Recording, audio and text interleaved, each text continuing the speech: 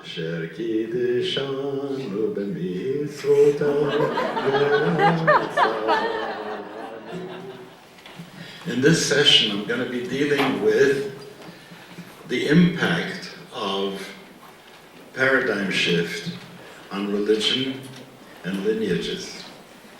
Because if you don't understand this, you might get into all kinds of real upset concern, because it looks like everything that we know ain't so. Okay. And when that happens,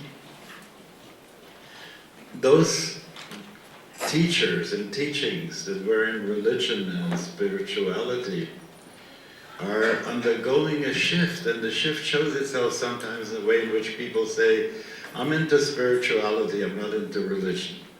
So I want to find out what happened to religion, all of a sudden religion is out. And so we will examine that, and we will examine also what kind of a shift this brings us to, and how to meet that shift in a way that we won't go crazy, because there's been such an increase of fear, insecurity, and general malaise. If I have to speak about exile, remember that session that we had on Messiah and Utopias. We are in exile right now. It feels like we're in this is the home of the brave, provided that you can read the right books and nobody looks over your shoulders and so on. It's not a good time. And so how do we understand where we are? What does this mean to us? How do we deal with that? At one point, I worked on a book that I called Meditations Between Contractions. Did I ever tell you about that before? I did? No. Huh? No. Not here. All right. So I'll tell you about it.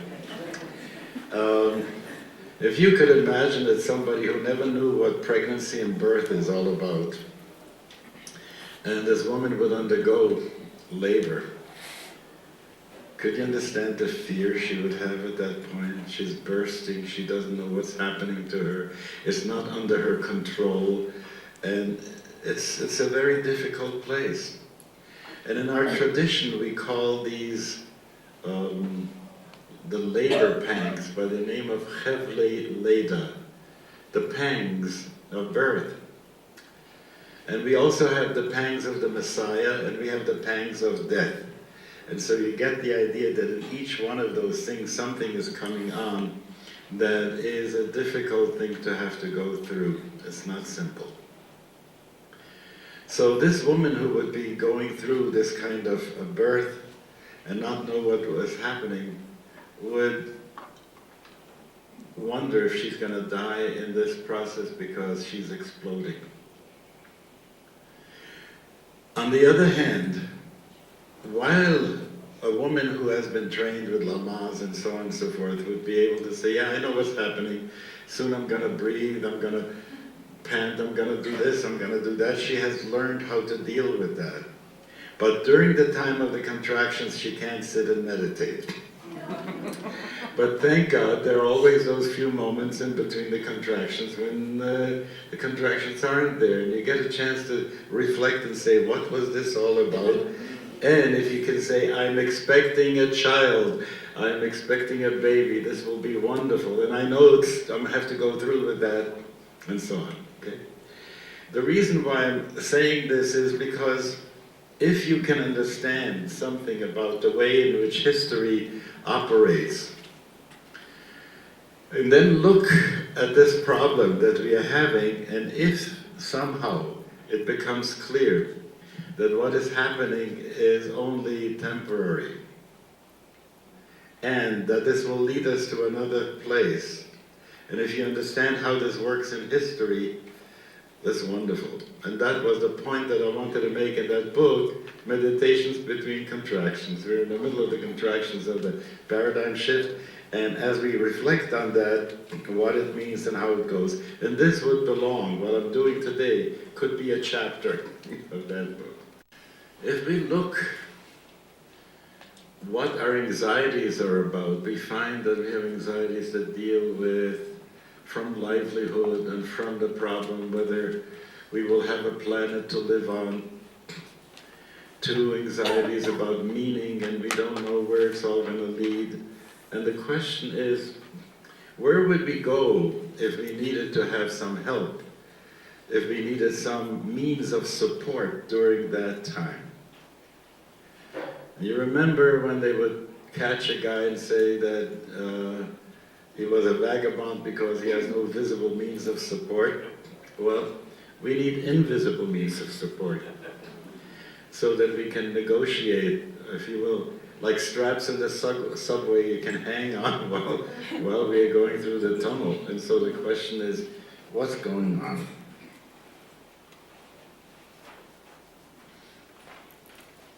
Well, if you're anxious, let me tell you what's the right thing for you to do. Give me that old-time religion. Give me that old-time religion. Because all you need to do is go back to where you were before, and you know, everything went wrong from such and such a time, and everybody says, from the First World War, from this, from that, things went wrong since the time. If we only could go back to before it went wrong, things would be better. Because the tradition is good. Let me show you how a tradition is built. One of the deep understandings that we have about morality as it is rooted in the universe is the law of karma. As you sow, so you shall reap. It's true that in the Bible it gets sometimes expressed as the wrath of God getting at you, but if you look behind it, you see what you sow, that you will reap. And if we were to go by the karma that's in there, what did we learn from it? That such behavior is going to get you, and that other behavior will reward you. So after a while, the behaviors that are okay in a particular group become the tradition for that group. And that's the old-time religion that worked very well, because generation unto generation shall tell of thy greatness. And thus the people will continue to do what they have done in the past, and it'll be good. Underlying this thing is that if you have a tradition, you will go a straight line, walk the straight path. If you get off the straight path, you're backsliding. Okay?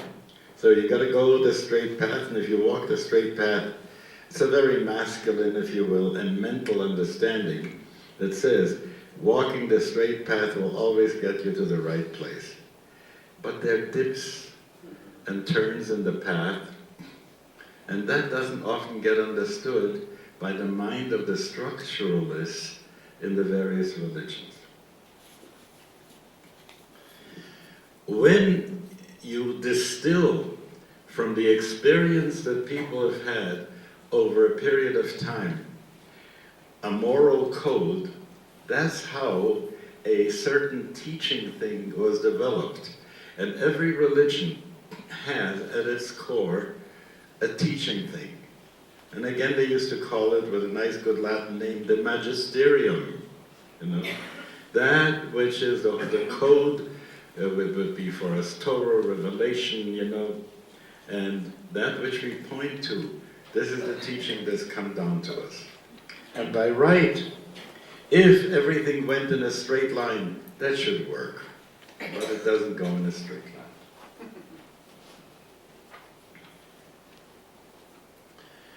So, when they said, give me that old-time religion, where are we? It's good enough for my father, is it good enough for me? It hasn't been so good enough for me, and let's take a look and see why. It's lost a lot of its power. It's been made anemic. Souls are starving. And there is that hunger that the prophet describes. Lo lalechem velo lamayim ki im lishmoa dvar Hashem.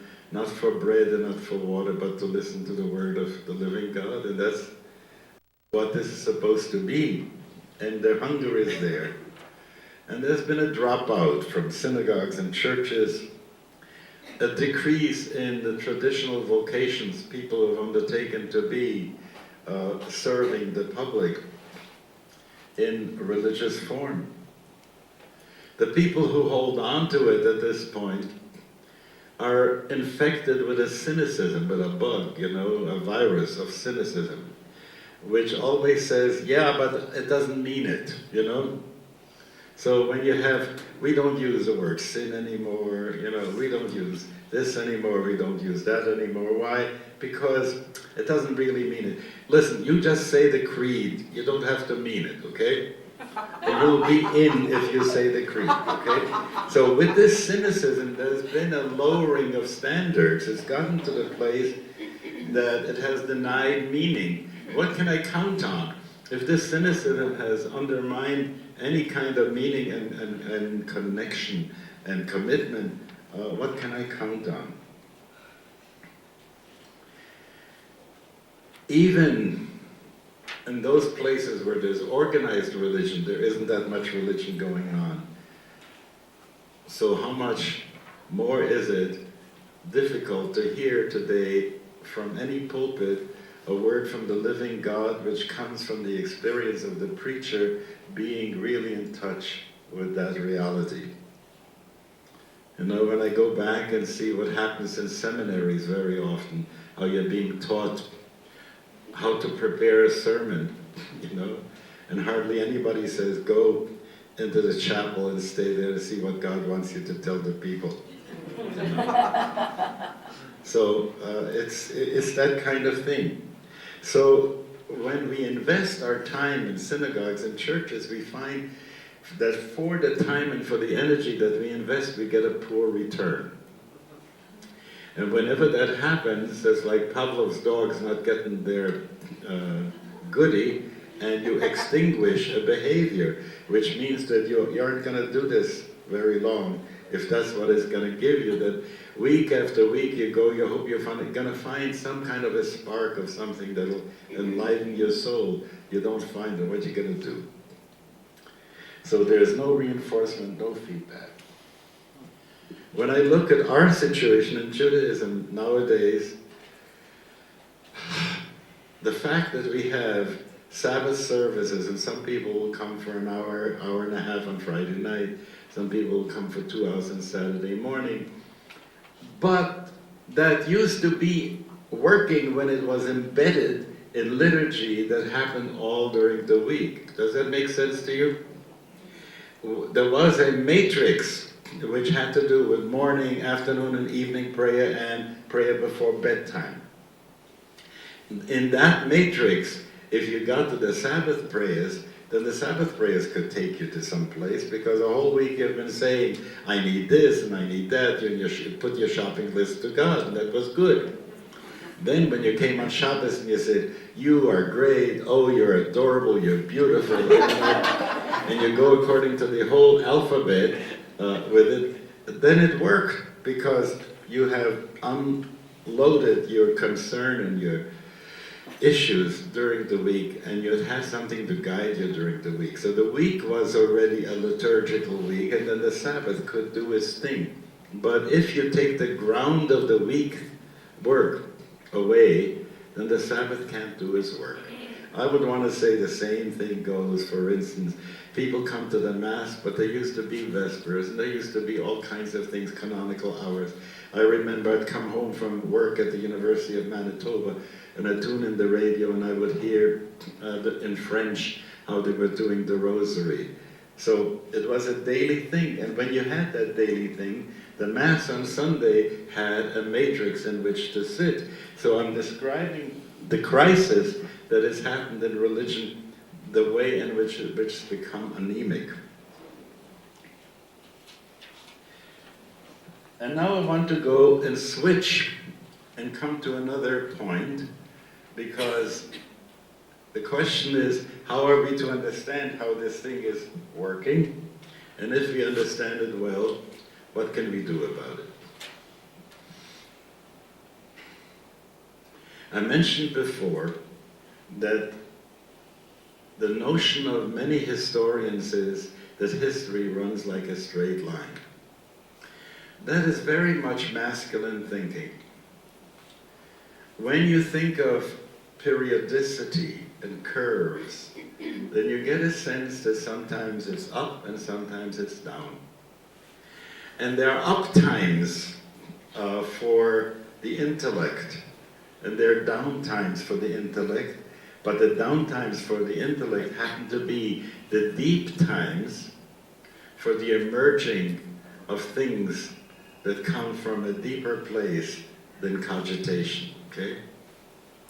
So if you look at history, you get to see something like this, that around the time of the destruction of the Second Temple, the time of the life of Jesus, you had a thing all over the Mediterranean and elsewhere that seemed to be so unclear, that there was a mush, you know. Most of the time, when we look at the Bible, we don't see there was Mithraism going on, and there was still polytheism in Greece, and there were all kinds of ways in which people did things. But behind all of them, there was a group. And these people were saying, listen, everything that all those religions say is true and isn't true. It's true if you experience it, and it's not true if you don't experience it. And in order to experience this is what you have to do. And if you have seen the Gnostic Gospels, you get to see how New Age those writings were, you know? Because they were going beyond dualism, they were going to a monism, to a deep, all of it together thing, and it didn't separate us from God as much as the exoteric teachings of religions. Now, the people in Qumran, the people who were in the desert in Thebes, you know, the early church fathers, all of this had in itself a way in which people say, you want to know about it, come and experience it. The Eleusinian mysteries, you want to find out what that is, come. You're going to die, you're going to get resurrected, you're going to have a model death.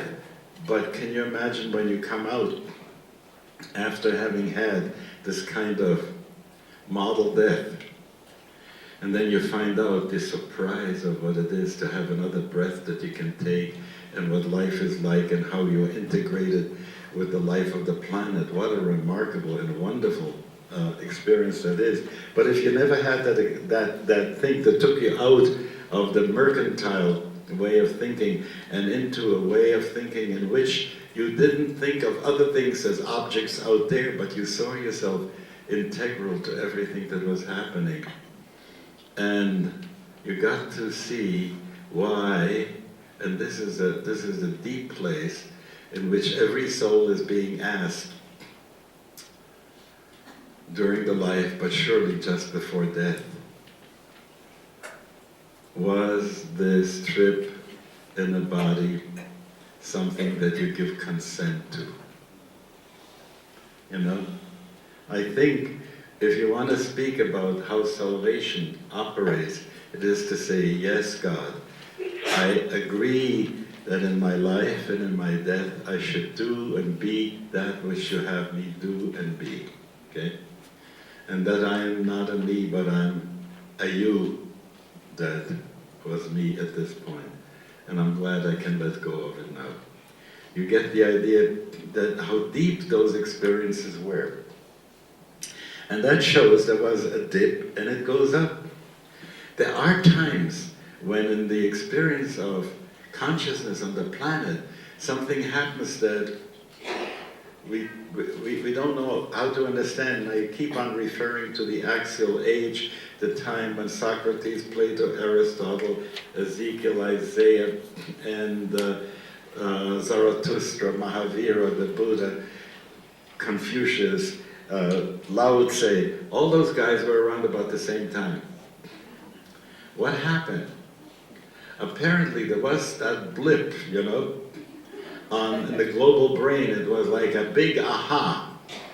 But only a few people were prepared to create the means whereby they could remember and store and explain and detail out and teach other people what they got in those moments of enlightenment, of appreciation. So something was happening, and it doesn't happen every day, it happens sometimes. And so we are now in a time, and this is what I want to stress, we are now in a time when all the things that we had known before somehow have to be renewed. And so when you have this wonderful myth of the eagle that puts himself, that lights a fire and puts himself into the fire and arises from the ashes, phoenix arising from the ashes, that's a wonderful thing. It's happening now. We are now building the fire. It's not a happy thought. But if we don't understand this, then it looks to us, how would I say, someone was coming to the caterpillar and saying, I see you're going to spin yourself into a cocoon, but you have to die. Oh, you know? How wonderful it is if someone can come along and say to the caterpillar, listen, you're going to come up as a butterfly, you know? And this is the point, really, of what these paradigm shifts are about. And why religions and lineages are in trouble if they can't meet this in a soft way. The way in which I wrote my note. In history, the high times and the low times were so that at the millennial point, we are in the winter right now. And this is not a time for conceptual clarity. It's a nighttime mind, dream time, hatching the emerging archetypes, myths and symbols, sinking into the soup of Mother Earth, and Gnosticism reigns, asking for first-hand knowing. Okay. Now, here, when you get to the place, so how are we going to go about doing that? Let's go back to the old-time religion, okay? Well, you see how Jesus spent 40 days in the desert. Elijah spent 40 days in the desert. 40 days in the desert seems to be a good thing. Okay, let me look at my calendar. Oi, no 40 days available until I retire.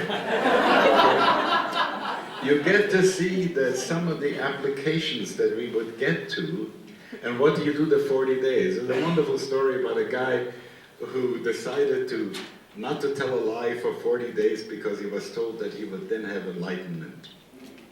So the guy sits in his room and doesn't talk to anybody. That's how I can make sure, you know. And sitting in his room, he waits there, and on the 39th day, the family can't stand it anymore. And he doesn't answer him from the room, so they take an axe and break down the door, and he's... All right, they go away, they don't know what to do with him. In the meantime, a neighbor comes and says, you got an axe? And the guy says, no, we don't have an axe. Oops. 39 days down the drain. He goes to his teacher and he says, Rebbe, what am I going to do? I'm so upset about this thing. He says, listen, when the teaching goes that you have this 40 days without a lie, it means that you stay in business, you do everything, and for the 40 days you don't say a lie. But this way you were tripped up just by that thing. You didn't expect that the neighbor would come by and talk to you. With the family, you were set. I had the same situation happen to me once. One day I decided I was dead. Dead people don't answer telephones, you know? And I needed the day for myself, so I wasn't going to do anything. Let it all come down, I'm dead. Okay? But then the bell rang, and I'd forgotten to tell that dead people don't answer bells. So I went and answered the bell, and that got me out of where I wanted to be during that day. So you get a sense of some of the things, in order for them to work, you have to, it's not merely the frame in which you put it, but also what is it that you do? How is it that you go about doing it? Now, how come that in the past they used to know how to do it? The answer is simple, they apprenticed. In the past, they didn't take Religion 101, you know? They spent time with the person, whether it was a medicine man or it was a priest, and they would learn and serve that person for a while. A wonderful story about little Samuel. His mother has brought him to the temple in Shiloh, and there he is supposed to be an understudy, a helper first, an apprentice to Eli, the high priest. So he serves him tea, he does all these kinds of things that he needs to do for him. Then he hears a voice saying to him, Samuel. And he figures, did you call me, sir? He says, no. He again hears, Samuel. And he asks, Eli, did you call me? No. Finally, Eli says, maybe it's God calling. Say, Hineni, here I am, you know? And what you get is that this is how the kid learned by his experience, by being an apprentice and so on and so forth. What does apprenticeship show us? If I want to have something happen to me that I cannot fully understand conceptually, and that I cannot will myself into, what can I do? I can go and be with people who are doing that stuff, and I get into their vibes. You know what I'm saying? When, for instance, when I'm saying something and you nod back to me, nice, right? But what happens at that point, I know that's the enter button. You were with me in this thing, and there is also something about the feeling tone of what I am feeling and what you are feeling in response to my feeling that attunes us together. And again, most graduate seminaries don't do much attuning anymore. So what happens is that yes, you know all the concepts, but you don't attune to a master, to a teacher, to someone who does it. So if you want to learn Reiki or something like this, it's not going to be because you read a book about it, okay? So in the same way, it's going to be also in those spiritual things that we need to do. Well, so which one are we going to do first? And now you find a phenomenon happening. Some years ago, Dom Deschenay and Dom Alred Graham, both of them monks, published books. One of them called it Christian Yoga, the other one calls it Catholic Zen. Now, I want to say the important part of that is that they dared to look across the fence and to see what was there. Toward the end of his life, Thomas Merton would say, I have more in common with the monks in Thailand than I have with the parishioners in my neighborhood, you know? Because they were living that kind of life, and the inner stuff that was happening for him was the same. But if you were to ask the official guys who run the religion, they would say, oi, syncretism. Syncretism is a terrible sin. Meaning, hodgepodge, you're mixing and matching, you know, taking a little yoga, a little tai chi and so on. It'll never get you anywhere, they say. There's only one route that you must take and so on and so forth. You know what? A little bit they're right and a little bit they're wrong. Let's talk about the places where they're wrong.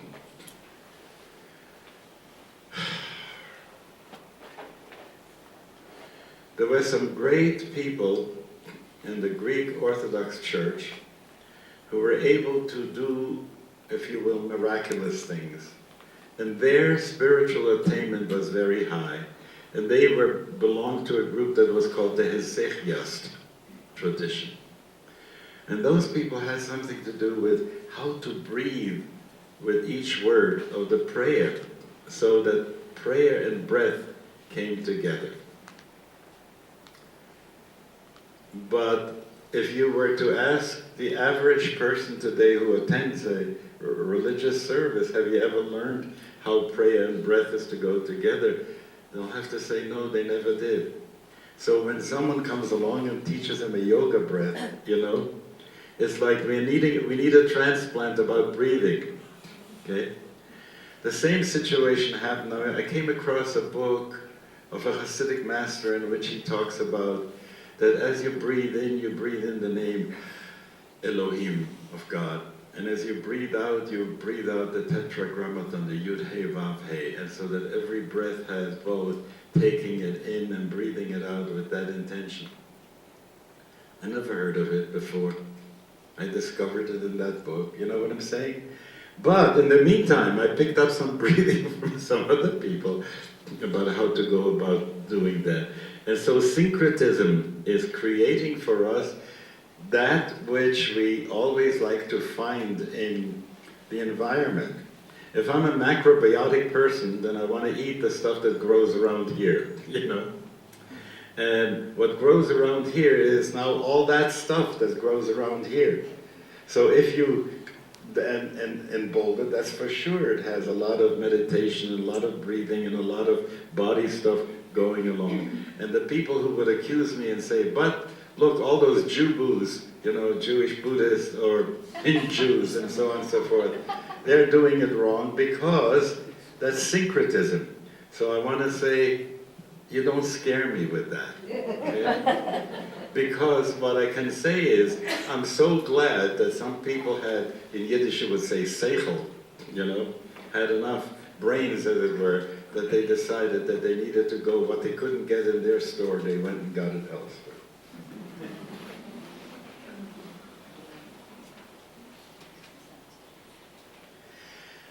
The fact that conditions have changed for us in so many ways, as I mentioned before, if you have to work from 9 to 5, if you have to spend some time with your important people, then your family people and so on and so forth, and you want to spend quality time with them, that is, and very few of us put this on our schedule, you know. I'm looking at myself.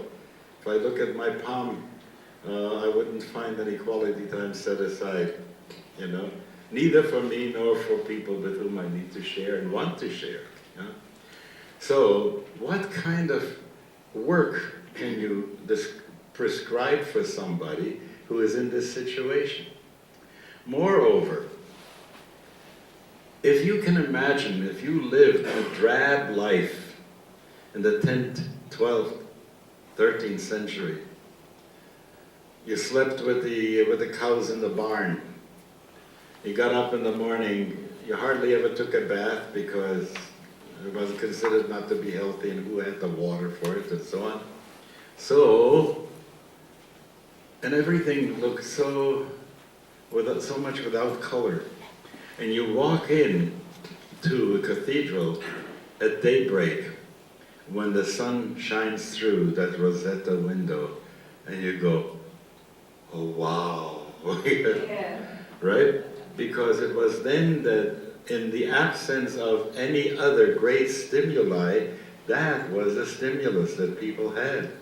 The music that was in the church was a great stimulus, but now, when you have all that stuff that's happening, you know, on the media for us, where do we go? How do we do this thing? There are a couple of things that need to be plugged in to our practice. And they have to do with something that'll be necessary for us to take a little detour, okay? I may have mentioned that before, I don't know, you know, I keep on saying the same, different raps, you know, different form of the same rap every time. But it's important to get these things across. So it goes like this. The earth, the place where we live, gives us a place that if we stand on the earth like in that Greek myth, nobody can lift us. But once we are off the ground, we are lightweight, you know. If you stand on the ground of this country,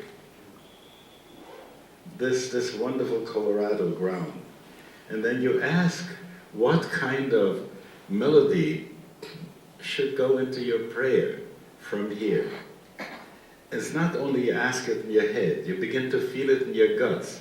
So the first time I came to Colorado was at Estes Park at the B'nai B'rith weekend, and then they handed me the cup of wine to recite the Kiddush, and I began, Asher Kiddishanu b'mitzvotav.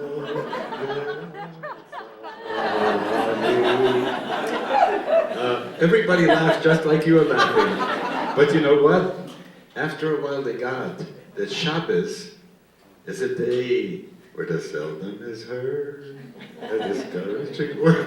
Yeah. So they got it, you know?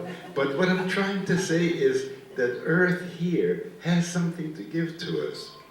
And if it doesn't get integrated, and if we want to do it just like they used to do it, let's say in the Ukraine, or like they used to do it in Greece, or wherever, you know, somehow it doesn't quite work. And in a way, I feel that here I want to give credit to Rinpoche, Chögyam Trungpa. He hardly ever wore his robes when he was here. The business suit was what he did. Dzigar Khantrul Rinpoche was so interesting. He was the one who was in the World Wisdom Chair before I got here. And then we had a handover of the baton. It was a wonderful time. He never wore his robes. He wants to be just in plain business clothes. What does that stand for? What does it mean? Well, there are two kinds of models. Before, when I was talking about the hierarchical system, there is a model that people call the archetypal model. And it was interesting, we had 3 Ma's here, of which 2 were the archetypal models. One of them was, you don't know how you could describe what she modeled. I'm talking about Ma Jaya. You know, this Brooklyn lady who becomes a guru and is wonderful, but she doesn't fit the pictures. But the others were very, very clearly set in such a way that everybody else is Chela, they are guru, and therefore what they have to say, you listen altogether differently.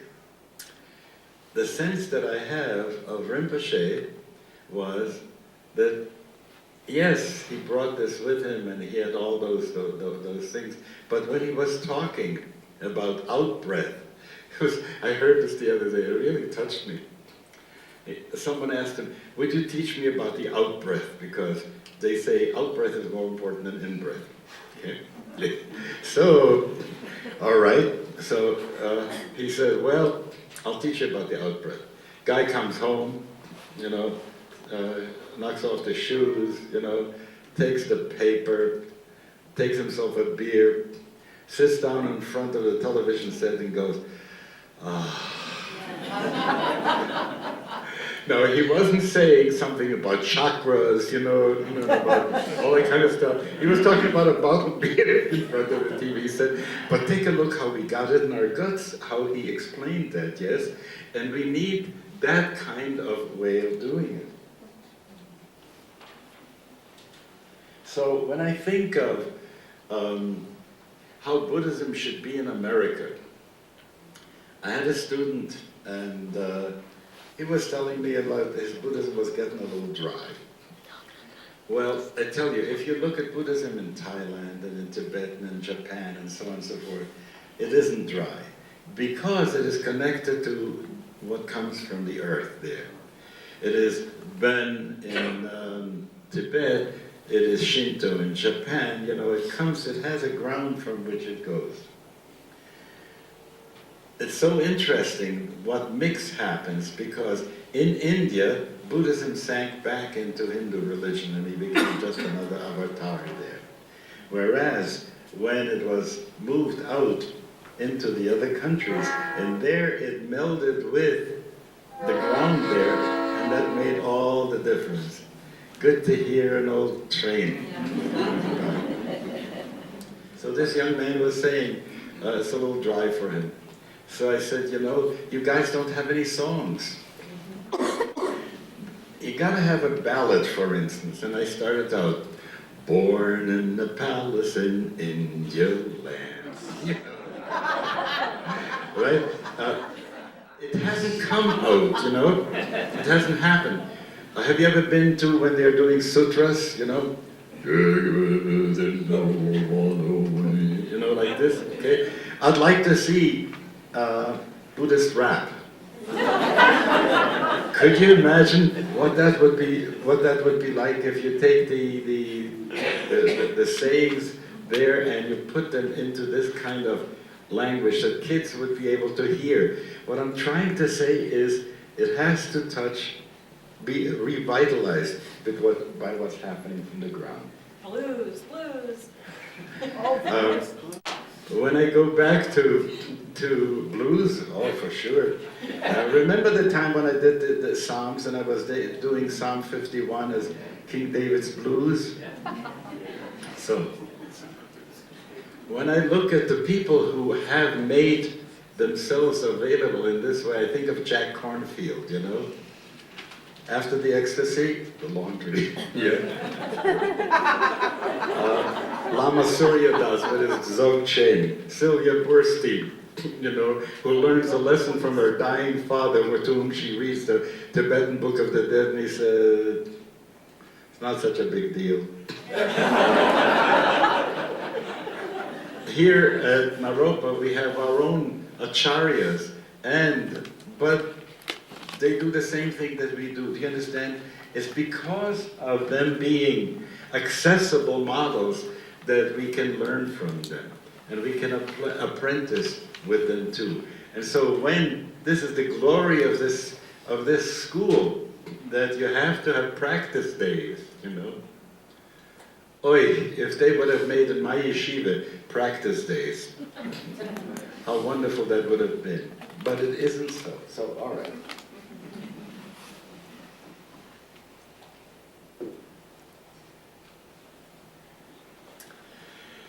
There is a problem that we don't have enough developed ritual so that people will know what to expect and to repeat it and use that ritual as a transfer point of meaning and the story with which we live. Example, when Passover comes and we have the Seder, and it's a meal, and the little kids get something to do. They have to steal the afikoman, they have to ask questions. You go through a whole thing, but in the meantime, they're looking forward each year to when that thing is going to come. And they hear the story, and each year they hear the story at a different level, a little bit deeper, a little bit higher. And it is such an amazing mix in which you sanctify the first cup of wine, and you dedicate the space to be sacred and safe for everyone who participates, and you eat the symbolic food and so on and so forth. You know how bodily that is. And I think, when I think of do this in remembrance of me, you know, what did Jesus have in mind when he was having the Seder with his disciples? So when we came to Dharamsala and the question was for the Tibetans, how are we going to survive in a diaspora? What should we do? I suggested to them that they should do a Seder. At the end of our Seder, we say next year in Jerusalem. Could you imagine a Seder in which they would say next year in Lhasa, yeah? Where they would have tsampa on the table. Everybody would get tea with butter inside, you know? The stories would be told about Tilopa and so on and so forth. The life of the Buddha would be demonstrated and so on. What a wonderful thing that would be. I've done this with some Christians at one point when we had a Christmas Seder, and how remarkable that was. That we said, we're going to celebrate the Nativity, and here is what rituals do you think we want to do. So that a whole story of a lifetime, telling the story is important. While everybody has the question, what are we going to eat? You're going to eat. But in the meantime, you know, there's a little bit of herb, you know, there's a little bit of crumbly matzah, you know, and you can give it to the people according so that they would get a flavor that would connect with the body, that they would then be able to remember in generations to come. When I look at the hyphenated people today, and I ask myself, what are children going to be like? And I'm afraid that many of those forms will not have a second and a third generation. Do you know what I'm saying? It's sort of, the feeling was, listen, I came out, the religion of origin that I had was Judaism, was Christianity, was this and that, but I got into. You remember when getting into something was the word, you know, what are you into? Well, and then you get out of, you know, and you get into something else. And so what has happened in this case is that if you want to build a family, it needs, and have a second generation to come, it needs to have something of a greater experiential structure. Okay.